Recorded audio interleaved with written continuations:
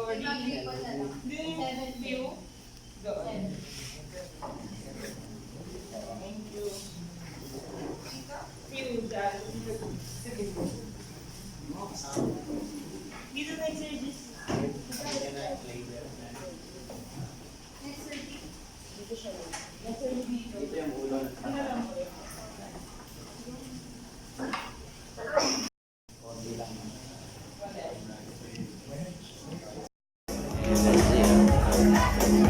Hydroponics area.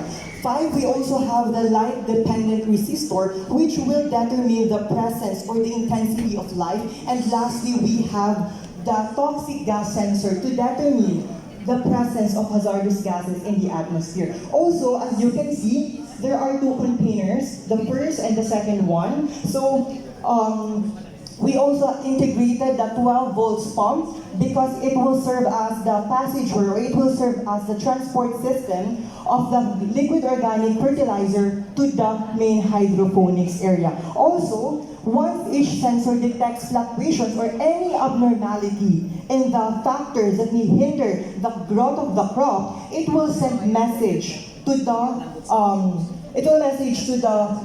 grower of the plant about the crop's critical condition through SMS, because in our device we have integrated GSM technology. Also, to speed up the growth of the crop, we incorporated or we utilized the food waste and converted into liquid organic fertilizer by the process of microbial method, wherein compost in a non-woven fabric pad will be soaked into the water. And then we will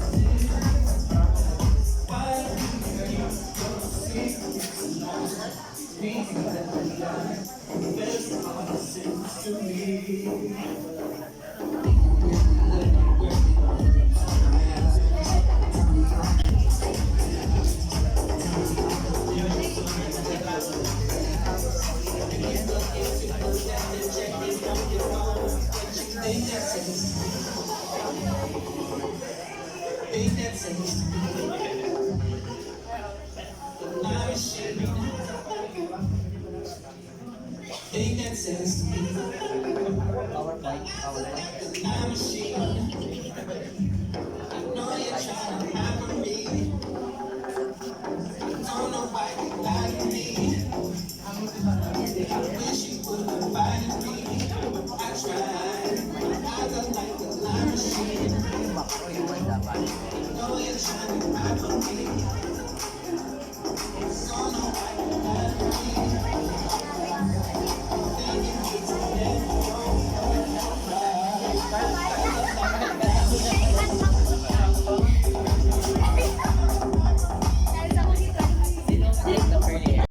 That's what's needed, and you need to be able to produce enough for the person. So I'm not exactly sure about the size of this and how much can you produce from it. we asked about the researchers in our university, and they told us that it is possible to create this device in many different sizes, depending on the household size and the available size po within the place po. Since the most functional place for it to be put is on rooftops which have flat slabs, for it to fully maximize the sunlight, which will then be used to power the main hydroponic system. However, with that in mind, however, household uses are not only our goal, since it is also possible to utilize this device in large-scale applications such as the rooftop of Naga City People's Mall, in which the local vendors can actually be the one to facilitate in the growing of the plants, in which they will also be the one to benefit in the yield from this, in order to create a win-win relationship in the society. And a question on cost. Yeah. Right? How much is the, I don't know, because you said it's scalable with regards to, so is there a cost per unit or something like that? Right now, sir, the cost per unit on the prototype we're making is 20,000 pesos. However, we are still aiming to integrate local products into the system in order to bring down the price of the main hydroponic system. Also, we are trying to adapt the sensors into making our own, in order to further bring down the price, into making it an affordable yet practicable choice in modern planning. Okay, so I saw your setup. You have the liquid water below, right? That's where what do you call this? That's where you will place the liquid waste. Is it an open container, or does it have a... No po, it's a closed container po. It's a closed container, so if it's a closed container and then you put food waste in it, and food waste would have different microorganisms that would grow, that would multiply, fungus, or fungi. So would it affect the... Actually, on the second support on the lower is only the water reservoir with the diluted fertilizer already. We are going to perform the microbial degradation of the food waste in a different container. Then the water from the container in which we did microbial degradation, which will then be filtered and then put into the second container on the lower part of the board. Okay, so thank you for that. Okay. Any more from the judges? All right. Thank you so much, Team Amon. Woo. And guys, that's it.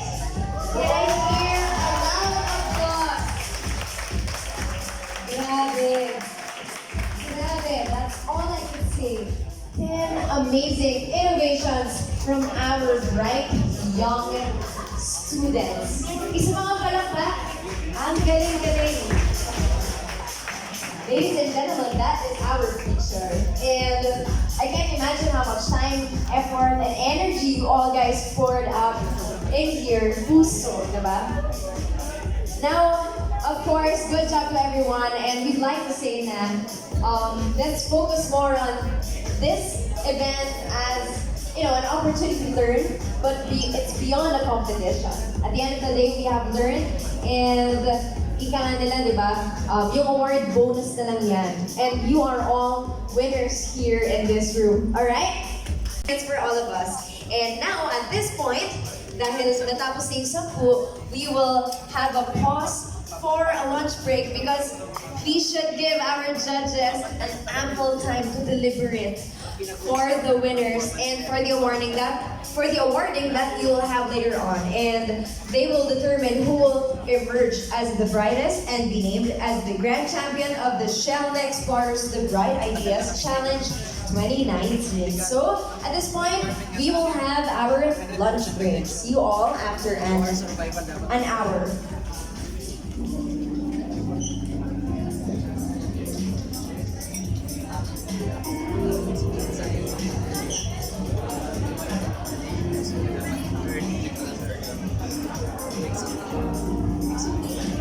Para mapalitan yung slot.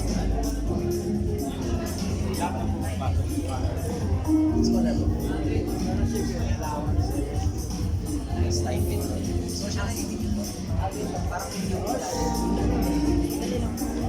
Wala nang socialized socialized tuition level sa pre-tertiary. Nakakatawa sa UP kasi pre-tertiary pero kayo mga mayayaman you have an option to pay or not. One or two answers why you are here. Aya earlier said you are here to change the world. Is it? Yes. Very good. So let me say something really about why we do this from Shell. We are an energy company, so we provide power to provide the lighting, things to produce for the fabrics, from petrochemical, from oil to the lights. Yeah, actually in here, we're in Philippines, our Malapaya project, which is a deep water gas, and our previous MD is here. We actually providing the Container infrastructure transportation systems will be used, such as cargo ships, air freight. They are immediate need. So it takes time to grow the vegetables. So what do you, can you elaborate a little bit more about how you're going to use this for disaster areas? Oh well, di ba po yung disaster-stricken areas, the relief goods are instant noodles, canned goods, and they're mostly based on water. So that's when our water filtration system comes to use po. But for the food, it will take time po for the crops to grow since the city will also rebuild. So you would go there and then that's when you will plant the crops. Yes. But It will also act as a boost to the community then since it will teach them how to make their own food instead of relying on the government. Question and also on the power, because obviously electric power, you get PV. Did you consider putting the battery or batteries? Yes po, we did consider it. Storage. Yes, we consider it. We did consider it po. Nandito po yung sa model po natin here po. Okay, it's underneath. So parang nangyayari po is yung the excess light energy that's produced po, excess electricity, can be stored po sa batteries for later use. For batteries, we've done using lead-acid batteries. Oh, you should consider something. So, Shell just bought a corporation called Sonnen. So maybe that's something. Try to Google that and use that as well. It's a very good company. More questions? Yeah, and if you will use the light box, right, you'll have to grow the plant, so it will take time. So what specific food or produce would you grow in that vertical farm?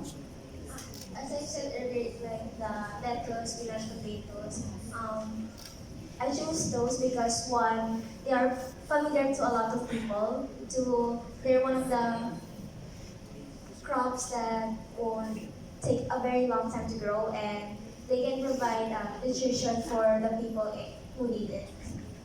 What we research po about plants such as mongo, they're like yung mga projects po ng mga bata, di ba, they plant mongo since that's one of the easiest plants to grow.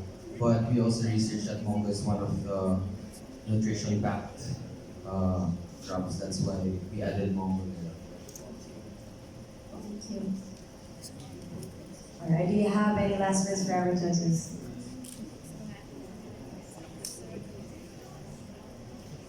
Thank you so much, guys. Again, for food, water, and energy.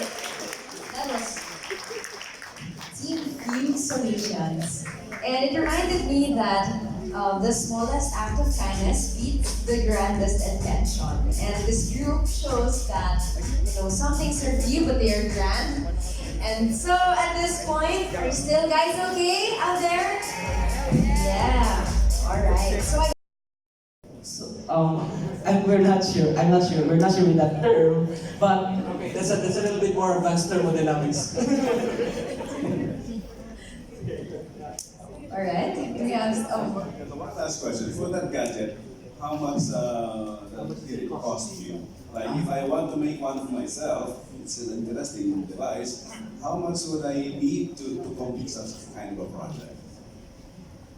For the thermal modules, it is approximately 200 pesos. And then for the PVC, we actually just found it in a junk shop for about 20 pesos. Sustainable development. Ladies and gentlemen, I give to you the Gusto Corn Bioplastic. This revolutionary innovation aims to address the plastic pollution problem by tapping into discarded corn waste as well as the local seaweed salt. The bioplastic begins its transformation by acquiring carrageenan from Gusto and husk a fiber from corn husk. Both compounds underwent mechanical and chemical processes before mixing them together. The resulting mixture will then be plasticized using glycerol and be homogenized at a certain temperature. After which, the mixture are distributed to even proportions and then dried in the oven to form the bioplastic. These plastic films that you see right now may be crude samples as a result of very recent experiments, but we are able to prove that making a bioplastic from such materials is very, very possible.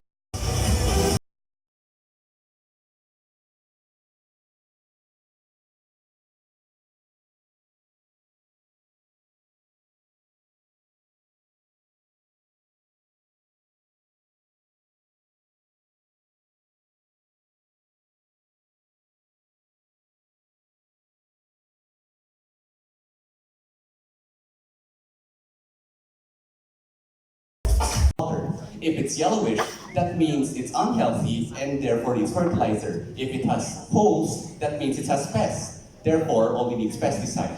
The machine learning allows the AI of the drone to increase its accuracy with even more tests. So it can accurately identify which is yellow, green, and hole-ridden. Just a clarification, is the AI embedded in your drone, meaning the computer system, the analytics embedded in the drone, or is it separate? You send the data to another computer and let the computer analyze it, or everything is done by the drone? Due to the limited capacity of the microcontroller, we cannot deploy the machine learning model to the microcontroller. But our model doesn't require internet to run. Our model runs on our Android phone, and via HTTP request, it sends the feedback back to the microcontroller. Sir, if I may add, but it's not piloted via phone, unlike many drones these days, which requires pilots. It is the AI that determines what plant needs. So basically, it's automated because, as we said, farm automation is the key. One aspect about drones is that they are GPS. They have GPS built in so that you can already define where the parameters, especially the distance and the like. Does your drone also have that capability so that when you talk about precision, you really are using GPS to determine exact locations? Sir, our prototype doesn't include that feature, but it is within our projected features in the future because we won't be able to catch up to the drones today if we don't have that. So Sir Ed, it is included in our short-term, both short-term and long-term goals to include full capacities of drone, including the GPS system. As mentioned by Sir, plants have different needs, right? They have different minerals, nutritions, requirements. So could they also detect, for example, what type of minerals that they, or is it a general fertilizer for the plants that it would spray on the plants?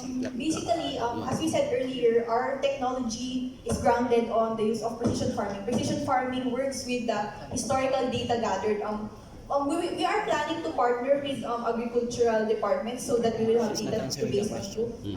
Since plants have different needs and there are different plants, we need funding, and we need funding to expand our project and our scope, and through adequate funding and support from all of you here, we can generate different needs for different plants through our agriculture. to understand, and then make some processing that's embedded in your algorithm, then send it back to the drone, and then the drone acts on it. Yes. Okay, thank you.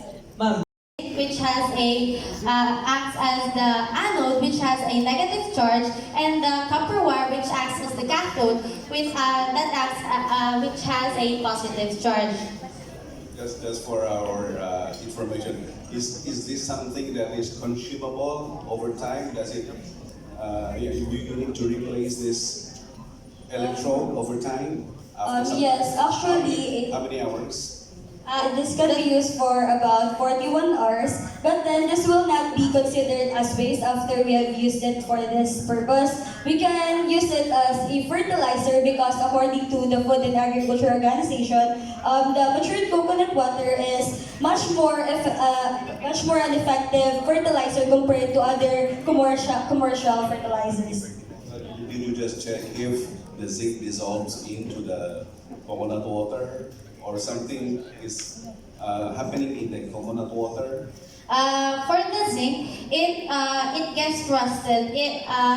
By the time the prototype is in use, and the fact that the zinc has rust, it will affect the light that is being produced here.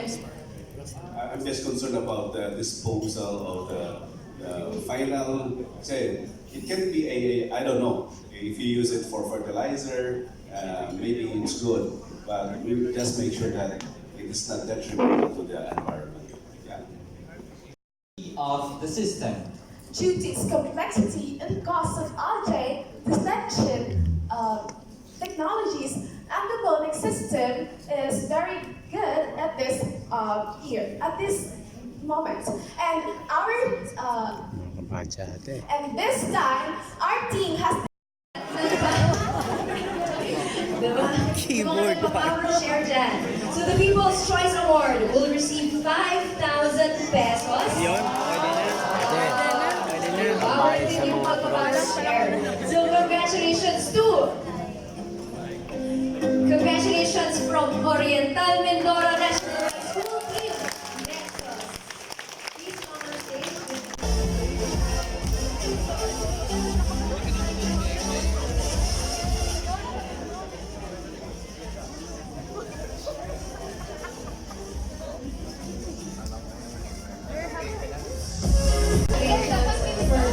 Winning People's Choice Award, Team Nexus. That is from hindi C dahil 18 from Ramon Devin.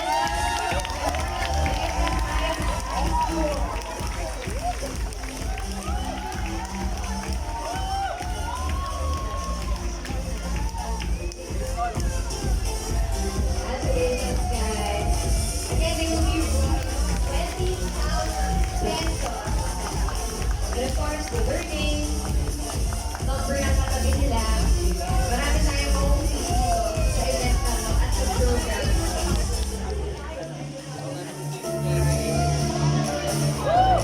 Bakit hindi ka na? Bakit? I got a runner-up. And they will see 50,000 pesos to help improve the STEM program of their school.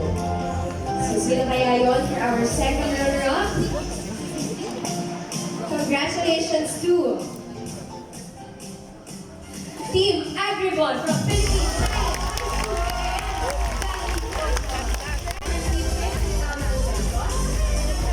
And their school will also receive 50,000 pesos to help improve this program. And the first runner-up, makikita naman ang hiyaw dyan.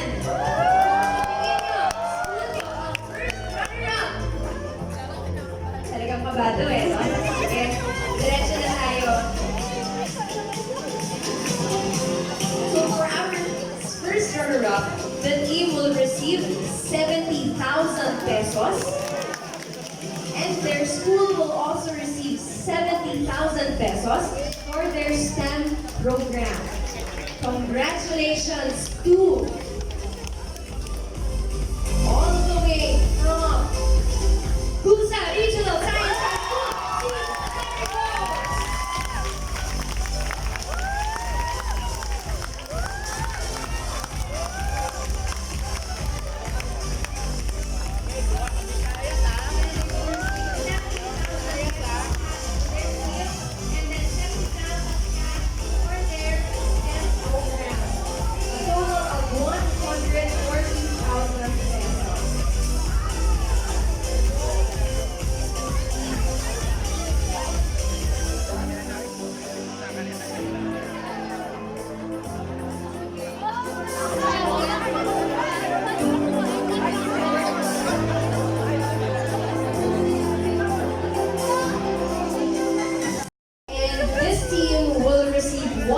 200,000 pesos for the team and another 100,000 pesos for the improvement of the STEM program for their school. So that's a total of 200,000 pesos.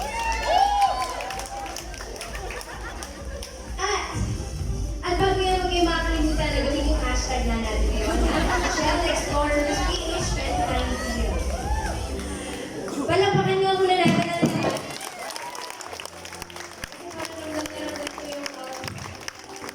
Okay. Congratulations to everyone. Everyone is a winner. You have all done a great job. And now, our Shell Explorers, the Bright Ideas Challenge 2019 grand winner is, congratulations to